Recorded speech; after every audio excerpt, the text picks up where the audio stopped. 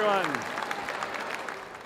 Welcome to our presentation, From Tactical to Strategic, Building a Data Culture at Your Company.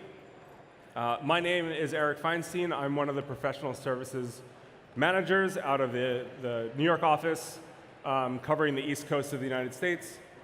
And over the past 4 years, I've seen numerous companies and organizations go closer and build a data culture with Looker. And my name is Thelosen. I'm the Vice President of Professional Services at Looker, based out of Boulder, Colorado. And I've been using Looker for about 5 years now, so it's been quite an interesting journey. Thanks for joining us here today. We have a very clean agenda for you. We'll just spend a couple minutes on defining what is a data culture. Then we'll get to why you should build a data culture, why does it matter. Then we'll touch on, actually we get a little deeper there, on how you go about building a data culture, and we'll dive into 3 companies that are here that have already talked and are talking tomorrow, and have done just a fantastic job of building a data culture in their company. We'll show you some frameworks that you can use as you go back to your day job, and then we'll have plenty of time of questions at the end, but before we go there, we'll leave you with some clear steps that you can take as you go back to your employer next week and hopefully can start implementing. So let's dive right into it. What is a data culture? So a lot of times I'm being asked, what is a company, a good company, that makes data-supported decisions? And that is, it's a hard question to answer. It's certainly not the company, sometimes we have this, where a company tells us we have 1,000 dashboards, we are data-driven. That's not being data-driven.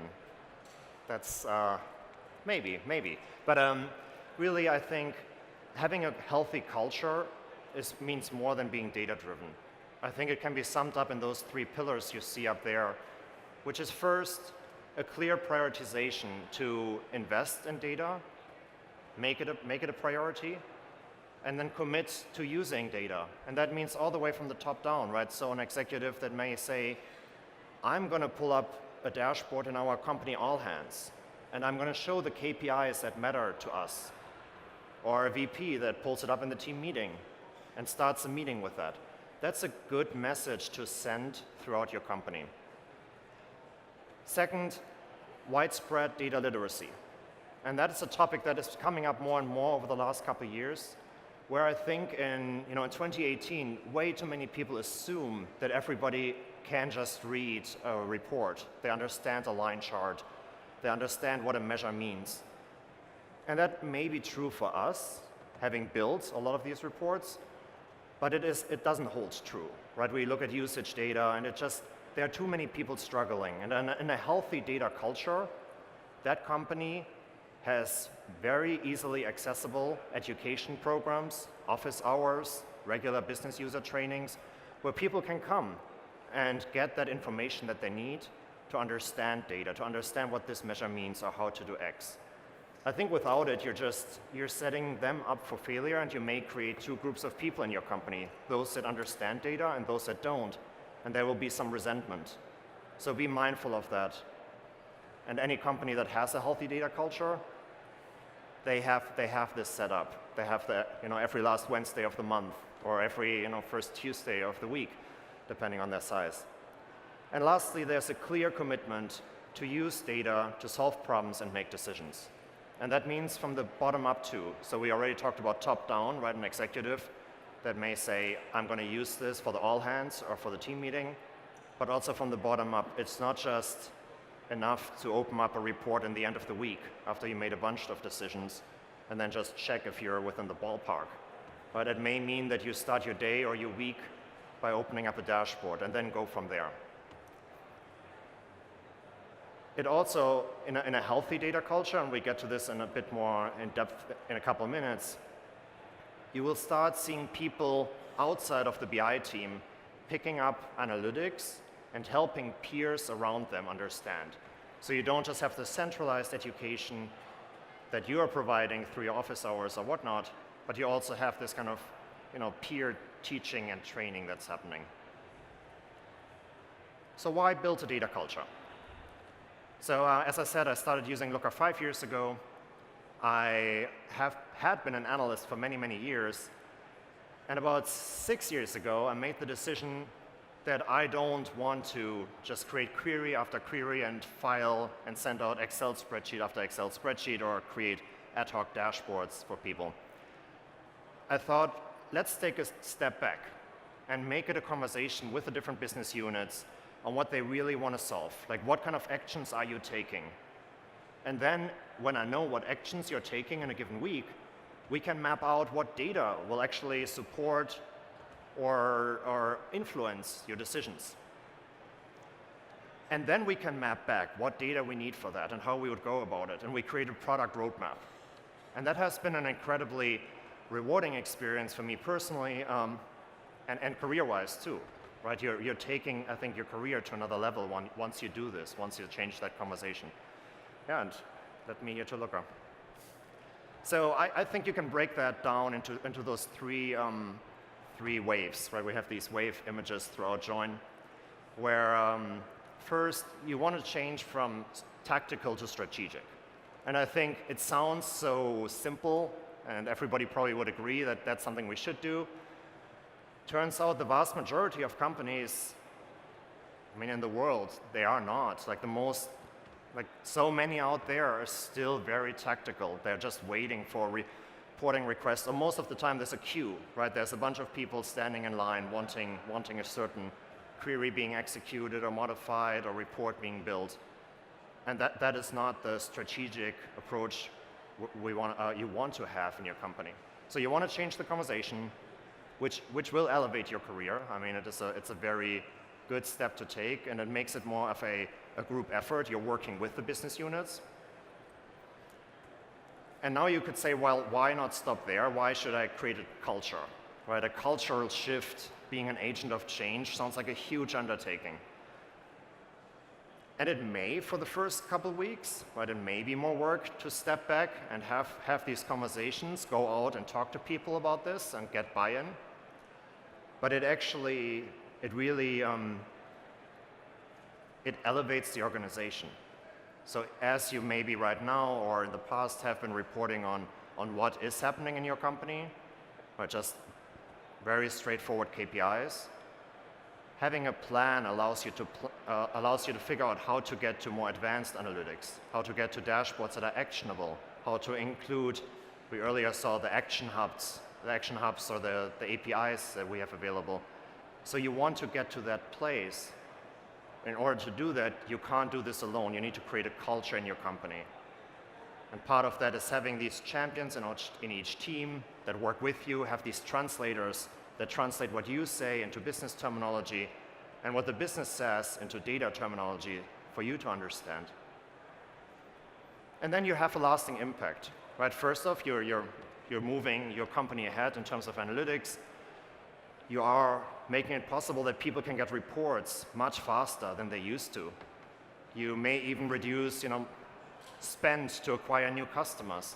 All these things have a huge impact, but for me, the most rewarding part of this has been that I see a person, an organization, in a team that really picks up analytics and then give this person a bit more education, right? Show them a little bit more about what to do, and then having them take analytics in their team to another level and accelerate their careers, right? So, and I mean, now years later, you see them just moving up and up because they may have started as a junior marketing associate, but they took data, built reports for their teams, championed analytics in the department, and moved the whole team up, and they were recognized for that. So about, I think just like 2 weeks ago, McKinsey did a study, 17-page document on why you should build a data culture. In June, they did another one on why BI implementations fail, and number one reason is because companies don't build out a data culture. Not so much fail, but they fail to take off, right? You have analytics in your company, and it's like continues to be on the runway. It never has that lift-off moment. And the number one reason there is that there was not a thoughtful approach to building out a data culture. But I think even more impactful than McKinsey saying this is the three companies that I put up here that we will go into more depth in just a minute with Eric. So Turner has done a fantastic job, Turner Broadcasting Systems has done a fantastic job of planning out how to get there. They had their vision, and they set out a plan and which resources to allocate to get to those different stages of success and ultimately reaching the vision that they have in mind. BuzzFeed has done a great job of setting up ambassadors, so people that are in each team and champion analytics. And then we work with, I think, 4,000 people now in Looker. They have done a great job of just making sure all these people in all these different locations are trained on how to use analytics. There's real data literacy there. And now Eric will dive a little bit into how to go about it. Great.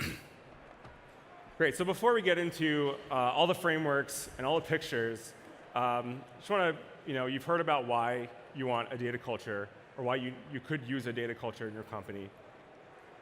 You may have kind of seen in this conference this week, there's lots of opportunities to hear about actual data cultures. You might have heard earlier from Help Scout. You might have attended one of our hands-on labs where you can get more impactful dashboards. You might have just come from the Girl Scouts talking about data culture. It's really everywhere this year. If you haven't, we're going to hear from Turner a bit later in the conference.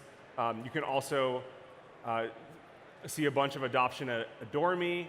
And then really important, tomorrow at 1, Mayor and Annalise are going to talk about getting analytics adoption at your company, how to actually get that to happen.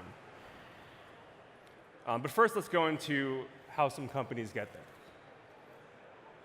So, I'm going to show you a couple of frameworks. This is our framework for engaging people and driving adoption. It doesn't, tell you much about data culture, but what we saw when we looked at hundreds of implementations, that's what we do in services. We help companies get up and running with Looker. We help them a year, 2 years later, accomplish more goals. The one thing that came up when we said, what makes a company successful? What's a trait of a successful company? Was having a plan. And it doesn't even have to be a good plan. Having a plan on paper is significant in driving your goals forward. So our framework starts with creating a plan. Identifying what the business goals you're trying to influence are with your data culture. Once you have that, and once you've identified what the business will achieve by getting towards a data culture or implementing technology, you actually build that. You show the business users that using technology will help them grow their goals, get to where they want to go. Once we have built that, we want to scale that. We want to launch that everywhere. And that's where we really get into how do we train people to use analytics? How do we train people to see data, to see a dashboard, use a tool, and take action? Just seeing a vanity metric that tells you how many companies we have as customers today doesn't really tell you what you can do in your job to get that number higher. So we want to pick things and teach people how to look at data and take action. And then once we've achieved that, we don't want to just flatline. That's where things start to fall apart and people get static. We want to grow this. We want to celebrate where we've come and then start the whole cycle over again. We want to start with planning. Quick shot of our framework for delivery. These are the 3 pillars that we really look at when we talk about companies delivering BI across that same cycle. You'll see that we have technology, which is our tools, right? Our partner tools, Looker, databases. We have our business outcomes we want to focus and really measure ROI. But most importantly, we have a data culture. We want people to be able to use data in a smart way to move forward. To start this, before we actually get into planning, many people say, how do I start coming up with a plan? How do I get into that cycle? The key thing is really setting a vision. This is the first thing you want to do. A good vision shows you where you want to go with your implementation. It goes beyond building 3,000 reports. It goes beyond building KPIs.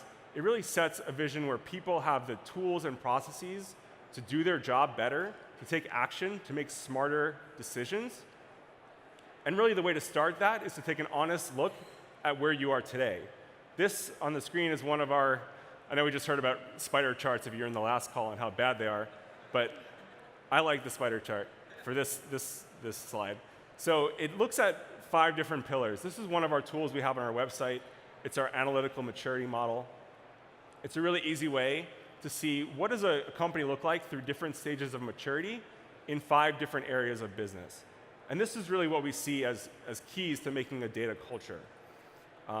Basically, you take an assessment of where you are today in each of the 5 areas.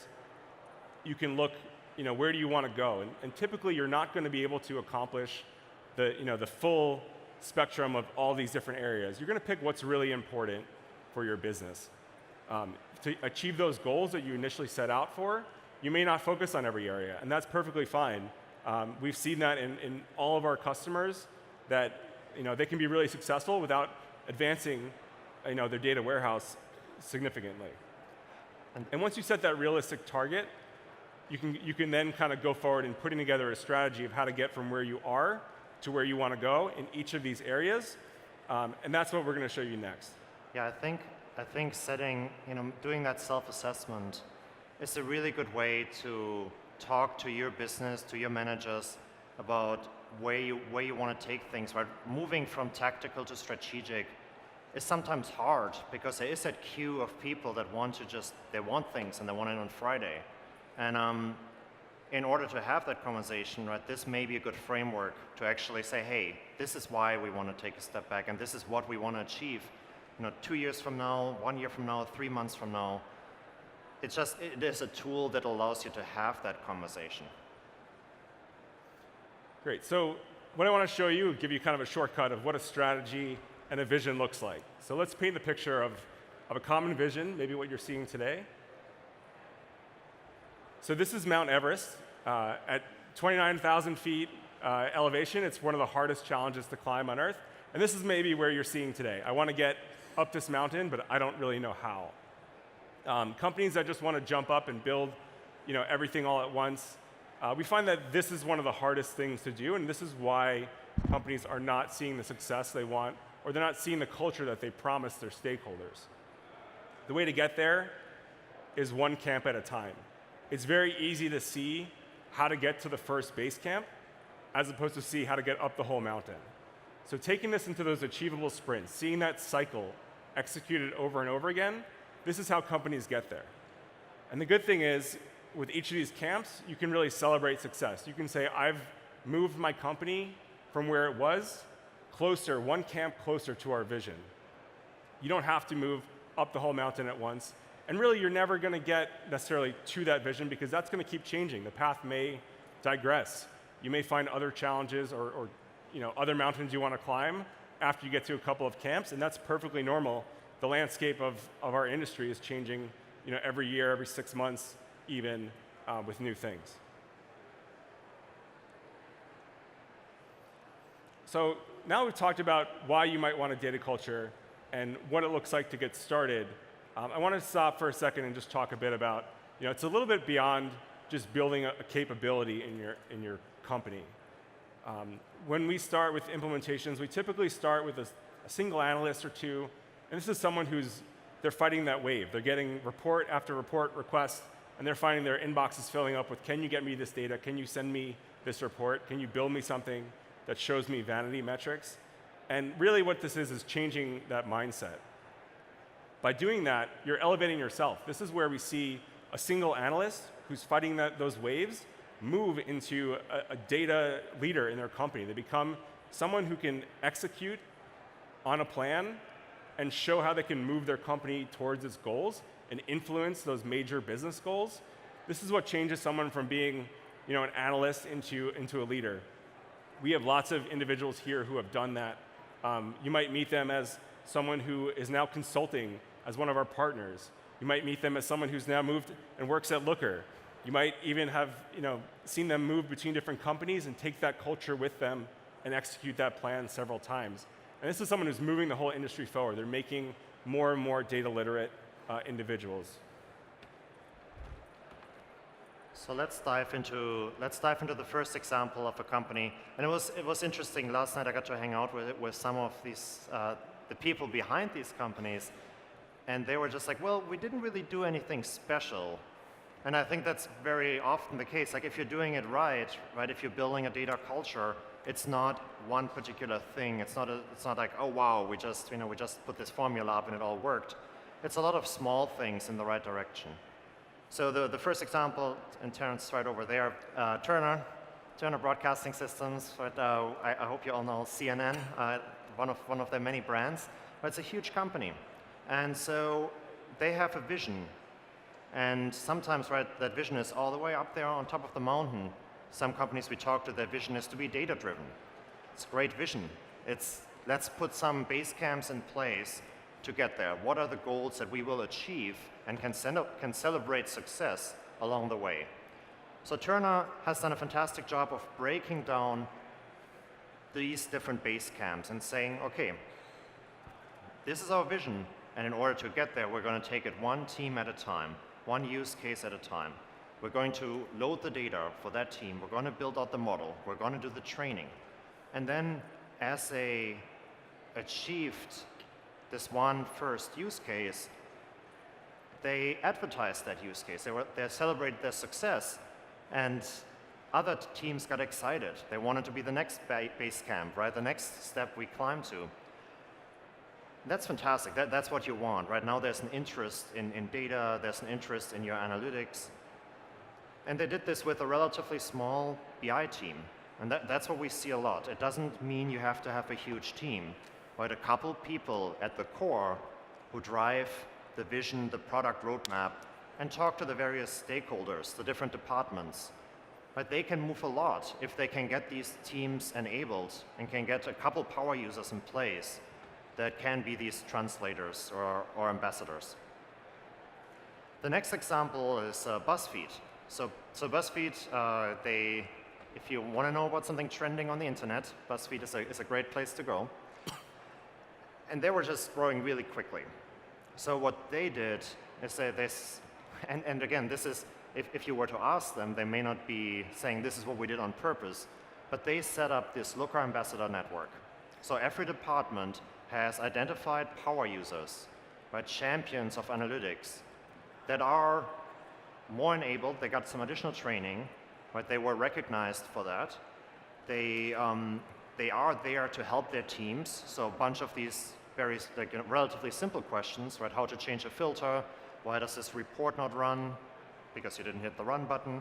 Right? Like those simple questions are now fielded by those champions that are sitting right there at the desk with the team.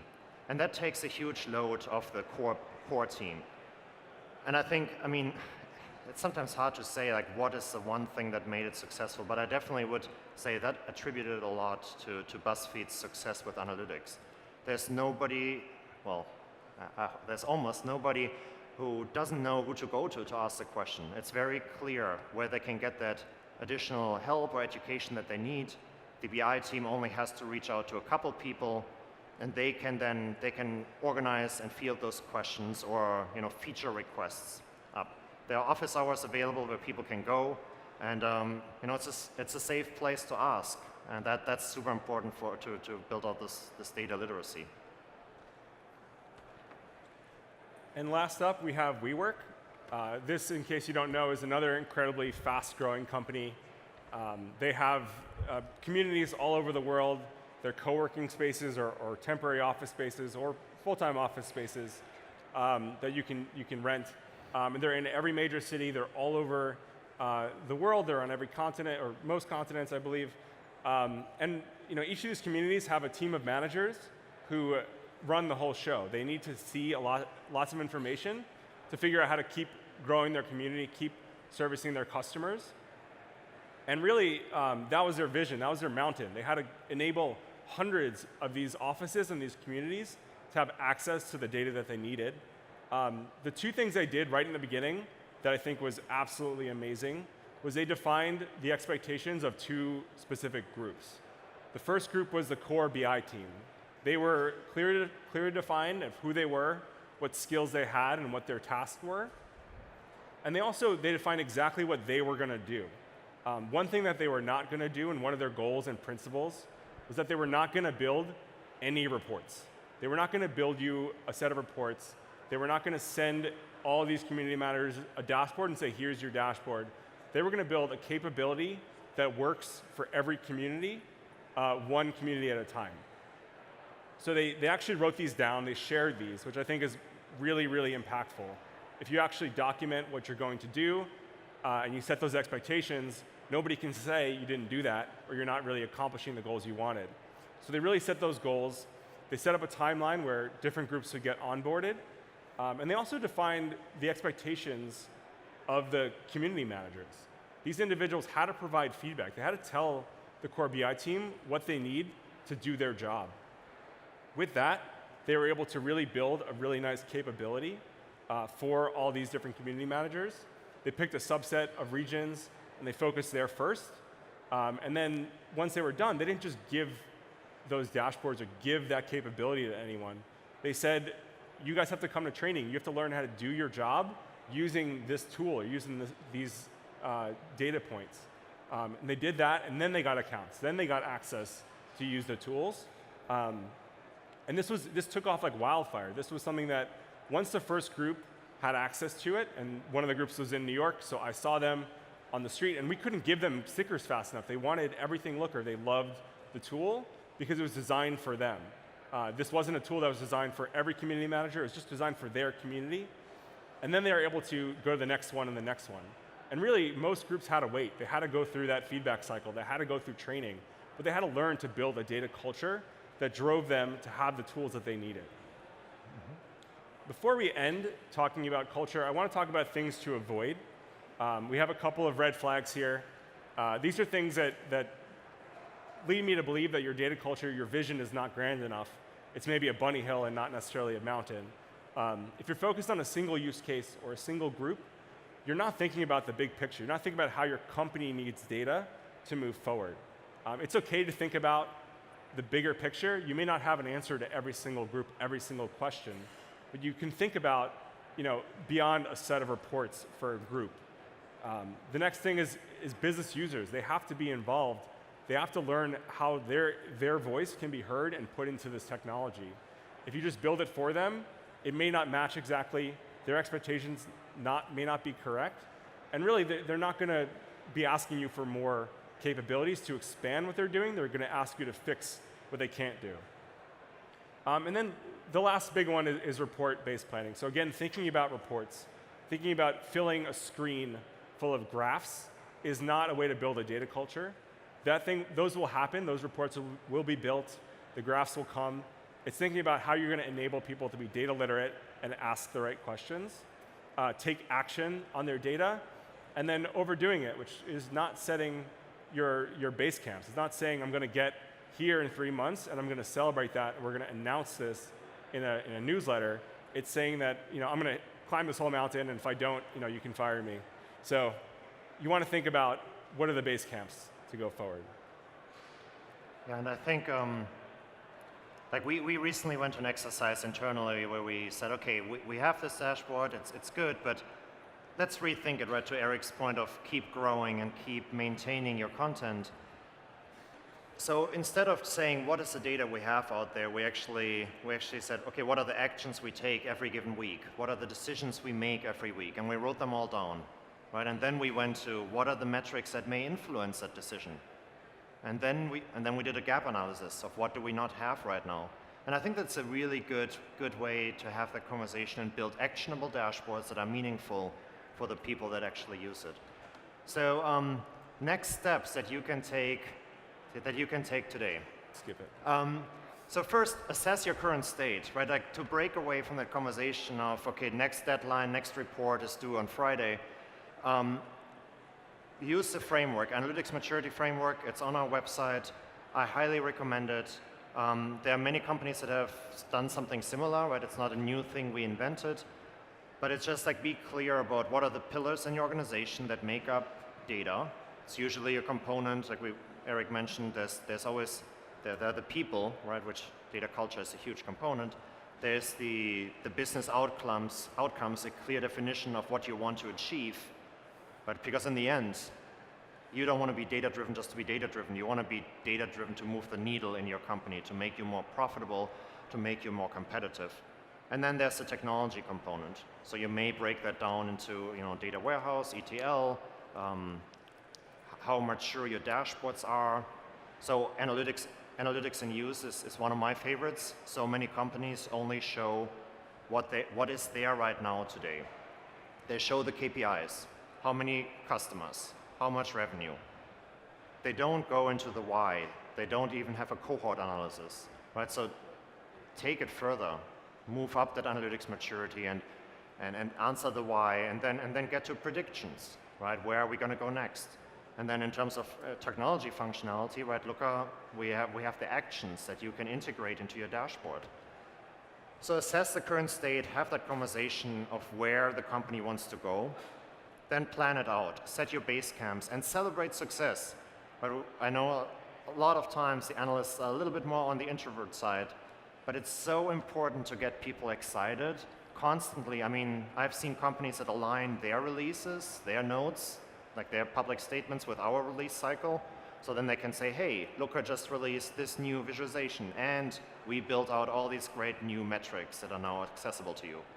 But celebrate these, and it's amazing how much you achieve once you start writing down, how much you actually did once you start writing down all the things you did. You have to have that executive buy-in. But there needs to be someone on the team, and really in today's world, that's usually not a hard conversation to have. Most executives at least say they want to be data-driven. Make some sort of upfront contract and say, okay, if we get you this dashboard, are you going to use it in your team meeting? Are you going to use it in the all hands, right? Like little things like that make a big difference. And set up your ambassadors. You probably already have them, and oftentimes, in Looker, you can look at the usage data to actually see who is using Looker more than others, and then reach out to these people and say, hey, you seem to be really getting it. Why don't I give you a little bit more training so you really feel empowered? And then would you mind, maybe we put a sticker on your computer, maybe we put a flag up on your desk, but something that says, hey, I'm here for you, I'm on your team, but I can help you out for most of the questions with reporting and analytics. And along those lines, make training super accessible, right? I think it's so hard. Every time I read one of these, I feel like that's the most important thing you should do. To be honest, I wrote a list of all the things I've seen successful companies do, and it's like 100 things. And from there we cut down. I think these are really incorporating a lot of the themes. Without training, there is not going to be a successful data culture. Like you can't just assume that people will know how to use the tool, how to read a graph, understand the metrics. I mean, even within your team, there might be some dispute on what a certain metric means. Yeah. So before we wrap up, a reminder of why we came here. Why is data culture important? This goes beyond, again, just fulfilling these requests for reports. You can do reporting with lots of tools, but we want to build cultures where people keep growing and influencing their business with data. This is the world that we want to create.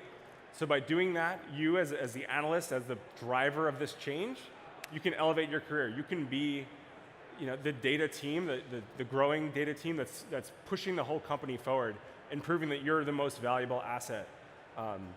We talked a bit about some companies that have done that, and I really encourage you to walk around and look for those individuals and ask them what are some things that they would do, or how would they give you advice on your situation. And again, don't do this alone. You need to have a team. You need to have the top-down and bottom-up support, and that will get you a lot further towards your vision by achieving that one step at a time.